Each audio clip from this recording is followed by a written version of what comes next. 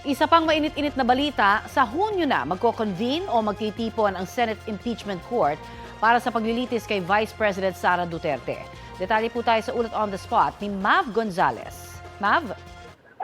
Connie, formal nang inabisuhan ni Senate President Chis Escudero ang Kamara na magko-convene na ang Senado sa June 3 bilang impeachment court na maglilitis kay Vice President Sara Duterte.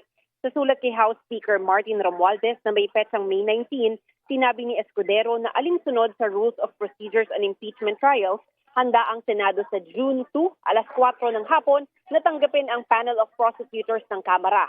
Ito ang araw ng pagbabalik ng regular na sesyon sa Senado. Sinabi ni Escudero na inaasahan dito ng Senado na babasahin ng prosecution panel sa open session ang 7 charges na nakapaloob sa Articles of Impeachment na isinampa laban sa bise. Kinabukasan nito o June 3, alas 9 ng umaga, magko-convene ang Senado bilang impeachment court para sa pag-i-issue ng mga summons at iba pang kaugnay na kautusan. Nakasaad sa sulat ni Escudero na copy furnished o pinadalahan ng kopya nito si Vice President Duterte. Sinusubukan pa ng GMA Integrated News na kunan ng pahayag ang bise.